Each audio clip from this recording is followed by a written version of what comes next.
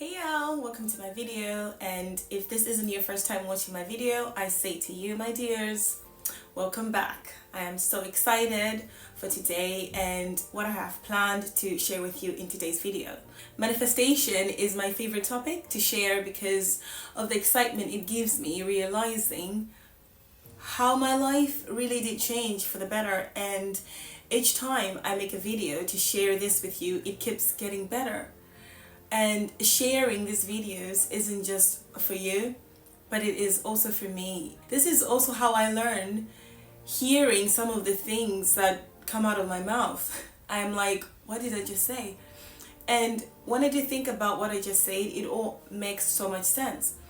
These videos are also how I answer some of my own questions. Believe me, and I must say, this is the most exciting path that I've ever been on. And looking backwards, I realize how every path was slowly leading me to now with all of you. It's just so amazing. I never thought doing this would give me the utmost joy, but I stand corrected. Today I want to touch on the fundamentals of manifestation, and more especially what I can also call the final stage of manifestation. Because bear in mind, everything comes in stages. That's how we, or our logical mind, comprehend events, is in sequences. So every being having a physical experience in 3D or 3-dimension reality has to experience time, as time is one of the effects of being in the reality of the physical, where light particles are always slowing down to condense and form matter in the physical for us to touch and feel and see and have that type of experience. Very exciting times. So we will go step by step together. The first step of manifestation is obviously intention. The intention that you have to manifest something, to bring it forth or pull it out from the energy state or spiritual state where it already exists, and materialize it into matter. Remember, everything already exists. Every thought that you ever thought or will ever think of in whatever future already exists. Even in Ecclesiastes, that's a Bible verse, by the way. Ecclesiastes 1 verse 9 talks about nothing new under the sun, because everything that ever was or ever will be already is. All these new trends or ideas that you see emerging already exist on or different frequencies. And for you to be able to access these ideas or thoughts, you have to tune into these frequencies and match the vibration to be able to download and interpret them from your own perspective. Because everything about life is just opinions. Nothing is fact. The only truth that exists on this plane of existence or in this 3-dimensional reality is the truth that your mind has already accepted and believed as truth. That means that what you call truth is your personal truth that has been shaped by your belief patterns that you have accumulated growing up. And these beliefs of which you have accepted as truths are what forms the basis, or are what we define or you define as your external reality. So intention, first step. Second step, action. The action taken towards the fulfillment of what it is that you have the intention to manifest. The action that is taken normally, if you are acting in or are in alignment with your higher self, always happens as what you can describe as inspired action. This is when people will say things like, I was at the right place at the right time, or someone just offered me this deal and I took it. Even, I just did this by chance, I didn't even think about it. We hear this all the time. This will happen if you are not acting against your greater good. Because it is very common for people to act against their greater good when they are misaligned or out of alignment with their true path. Remember, we all have places we need to be. However, now with the nature of our experience or timeline, most of us are out of alignment, and this has been normalized. And it's okay. Everything has to be so hard. Everything must be a hard climb because it shows strength or resilience, but it doesn't always have to be that way. Or it's not meant to be that way. If you are on the right path for you, let's leave it there for now. So the purpose of this action taken doesn't have to do much, or doesn't really do much for the manifestation itself to occur. Not really. Not at all. This stage is necessary for yourself, or rather your ego or your logical mind, which is your male brain, which is the analytical part of your brain that questions and looks for patterns and logic and makes sense of everything. This is the part that holds the whole system together. The one that responds to the programming, the outside eyes, if you want to call it. It is part of you that needs things to make sense. So that's why you need to do something to convince your ego that the program actually does work. And once it is satisfied, these will remove doubt and have your conscious mind settle down and pretty much back off. So once you are satisfied with your action, then you get to step 3, which is the hardest part that most people fail, and that is letting go. A lot of people do the first and the second steps perfectly, but once they get here, everything just falls apart. Why? Well, because they fail to let go. I want you to look at the manifestation process itself as the process of cooking a meal. I will use that analogy because it's the easiest. Because it's the easiest one to use. So before you make a meal for yourself or your family, first is the need, or what we can also call the intention, or what we call the intention. It could be hunger or a need for fellowship, gathering, socialization, etc. So that's the first step. The second step, the action that you take in order to achieve this intention. It could be the action to go to the shop to buy the ingredients, the things that you need. But in all, you gather them and prepare them. For instance, let's take rice. You prep it and put it in a pot or a rice cooker, and then you set the timer, and then leave the food to cook undisturbed. So that is the simplest and most basic way to explain this process to you. So even when cooking, the last step that you always do is you leave the food to cook undisturbed, trusting that all the steps you have taken are enough for you to get the outcome that you are expecting, which is cooked food or cooked rice. If you want to take a step further, you can look at the process of planting and growing a seed. You will first have the intention to grow, say corn or vegetables. Let's use tomatoes. You have the intention to eat fresh tomatoes from your garden every day. So first, you have your intention.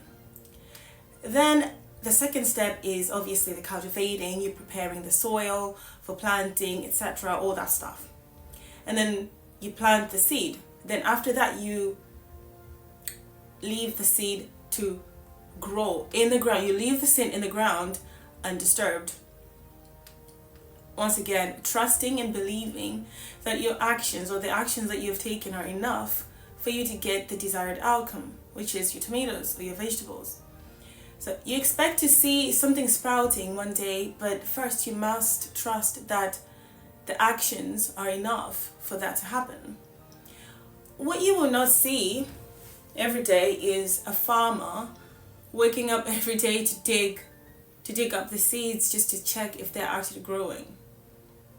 You trust and believe and have faith that your actions were enough, and know when to back off and wait. Waiting comes with letting go. The faster or the quicker you let go, the quicker your manifestations are realized into physical. Why? I'll tell you why. But first, if you ever cooked, and I mean anything, let's just use the example of milk, boiling milk in a pan. Ever noticed how long it takes if you watch and wait for the milk to boil? It takes ages, doesn't it? Almost a lifetime. And then try turning around just for a moment and take your mind or your eyes off it. What happens? What will happen next? An overflow of milk all over your hob. That is what happens when you let go. If you have heard, or if not, now you know, that the particles that form what we call matter all around us will always change how they behave when observed. What this means, simply put, is something cannot happen if there is no observer around to observe it, to observe the action. For an action to occur, there must be an observer to observe the action. The particles will change how they behave because your mind will always alter how the particles will behave. Your thoughts alone will influence how the particles behave because it is an interaction. It is an interaction between you and the particles that make up that matter. So because you are also made up of the same particles that make up the matter, so you are energetically one at the core. You are one and the same. Because this happens at an energetic level, you will be unable to pick this up with your eyes. But that's basically what happens. When you're manifesting something, the hardest part is the letting go. That is why it is the last stage. Letting go is so hard because it is like a contradiction of the whole point. That is what makes it so paradoxical. How do you expect me to let go or surrender the very thing that I need, that I am in need of right now? It sounds so contradictory, doesn't it? The truth of the matter is everything in life is hinged upon this principle. And if you are able to understand the mechanics behind this principle and apply it in all areas of your life, you will most likely be one of the very few fulfilled people living on this planet. This is the sacred occult knowledge that will give you the enlightenment or insight where you know the boundary where action or your action stops and faith begins.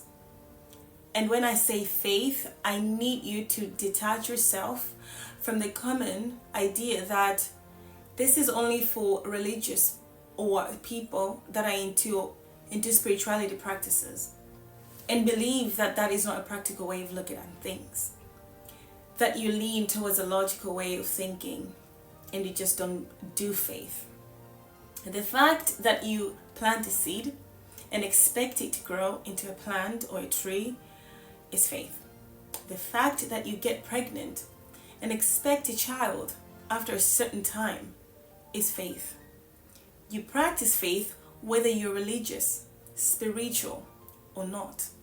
It is through your silent acknowledgement that there are certain things that need to happen even without your active participation, and by allowing that to happen is faith. Plain and simple. So, what happens when you let go? When you let go, you are allowing, or you allow your conscious, active, male mind, you allow your logical, analytical mind to finally rest. And when your male mind is no longer actively involved, this allows the subconscious, which is the female inactive mind, to bring forth your manifestations using ways known only to itself. There is a Bible verse, Isaiah 55 verse 8. It talks about, "For my ways are not your ways, and I, the Lord, works in mysterious ways." something along those lines. The occult meaning behind this verse, and remember, this is a side note, okay? Remember, the Bible has three, faces, let's call them faces, or three interpretations based on the level or the dimension you choose to look at it from. The first is the physical, where the Bible's interpretation looks at the stories as literal, historical facts. The people are believed to have existed, and this is based on the externalization of God, that God is outside of you. And the second is the scriptures are believed to have double meanings, where these are parables and should be applied to our lives to still get an idea of an external God represented in the Bible as the creator of all. And then you have the last interpretation of the Bible, where the scriptures are written in somewhat of a code with occult or hidden meaning that point to our own bodies and the idea of God as a personal God, and that this is a journey to find God who resides within us. And this is the knowledge that was always taught or was taught by the Hermetics. And additionally, we have a verse that talks about seeking first the kingdom of God, and this kingdom is within you. However, this knowledge is not hidden at all. It only becomes hidden because a lot of people choose to look at or to look on the outside instead of within, literally going against what the Bible has instructed them to do. And when they choose that perspective, the other meaning becomes hidden from them. Nothing really is hidden, to be honest. It just depends on the perspective you are looking at something from. If say I was speaking to you directly, I will be looking at you. Therefore, your back will be hidden from me. So it's not like you will be hiding it from me. I'm just the one who chose to be looking at you from another angle. That being said, all these three interpretations that the Bible can be analyzed from will remain true or false based on which perspective you choose to be looking at it from. Back to the occult meaning of the Bible, of the verse, the Lord works in mysterious ways. Our subconscious will always work with that which you have given it, because everything that it is, or everything that is in there, you have put in there for a reason. Your subconscious mind will bring forth manifestations for you in ways your logical mind cannot explain. Because what your logical mind does is it looks for patterns or connections in everything. It is your ego. It will always want to confirm that this reality is real. But your subconscious knows better. It knows that everything already exists in the quantum realm, or the field of infinite potentials. And what it will do is just drag you out of your current state and put you in the state that you want. Job done. But your logical mind, though, it wants proof. How did this happen? It wants receipts. It demands receipts. So what happens when you don't let go or surrender is, the more you really want something to happen, or you hold on to it, the more you are watching the particles in your reality and influencing the behavior. And the harder it will be for your subconscious to put it in, or to put you in the state that you want to occupy.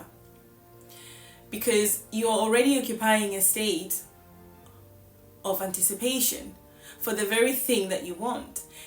Bear in mind that you can occupy that state indefinitely. Have you ever met people who always seem on the verge of accomplishing something really big, and when they are so close, poof, just vanishes. It just goes away. The thing about the subconscious mind is it can be explained as a very loyal servant, and it will give you everything that you want. And if you want something and cannot let go, what your subconscious will give you is that which you already have, which is the state of you wanting to have that very thing which you still don't have. Yeah, I think that makes sense. Remember, the language of the subconscious, or the language of God, is vibration. Verbal or language is not for God, it's for you. This is how you reinforce a state of which you want to occupy, by matching the vibration of that state. So you say prayers or affirmations to imprint your will on the subconscious, so that you change your vibration to match the vibration of the state you want to occupy. So basically, that's all there is to it. So when you let go of that which you want to manifest, what you are actually doing is detaching yourself and creating a space within yourself, or a vacuum, through which you will now be able to occupy the state which you want to occupy, because everything is already there. What you're doing is just shifting. You cannot shift into a new state if you are already experiencing another state. You have to detach from your old self, because you are no longer that person. And at the same time, you also must detach from the very thing that you want to manifest. So you literally just have to be space, empty. What you will be doing if you become attached to your manifestation before, or the manifestations that before it is realized, is the same as you watching the milk and waiting for it to boil. You will start assuming and creating scenarios in your head that will flop your manifestations. If not flop them entirely, it will just take too long. And the energy you will waste will feel like swimming against the current.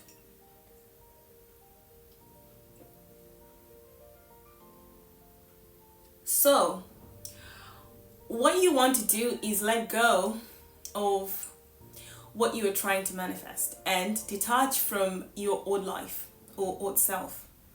I mean, the Bible has so many verses that explain the same. I have two that I can remember off the top. Mark 2 verse 2 says, it talks about, you cannot pour new wine into old wineskins, otherwise the wine that you have, the new wine will burst the skins or something like that, and you will ruin the whole wine or the whole thing.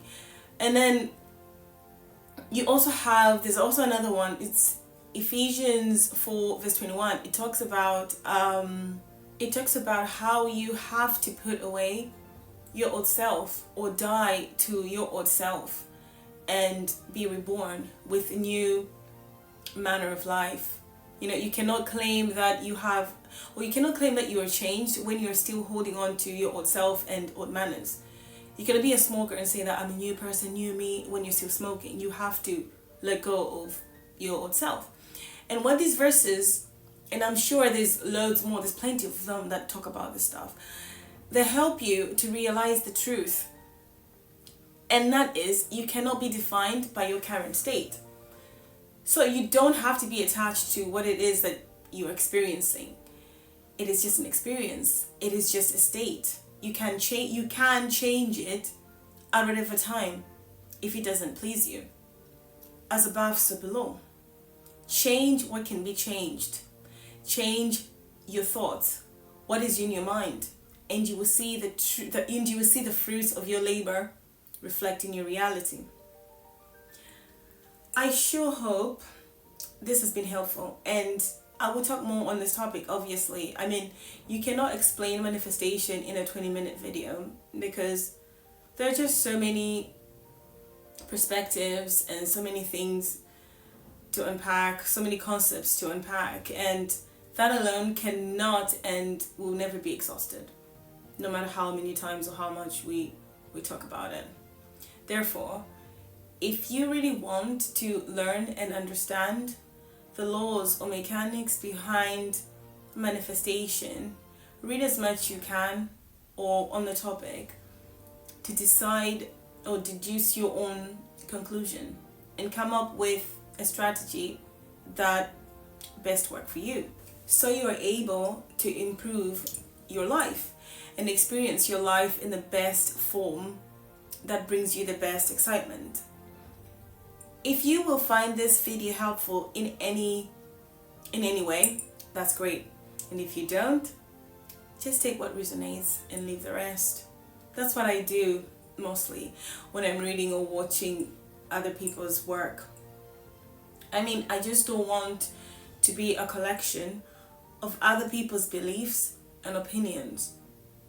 I want to see the world from my own perspective, whatever that might be from. And that's pretty much the point of living, to make your own path. Therefore, I encourage you to make your own path. Don't just swallow what others are spreading. We are in the age of information, people, and ignorance is nothing but a choice. As always, stay safe.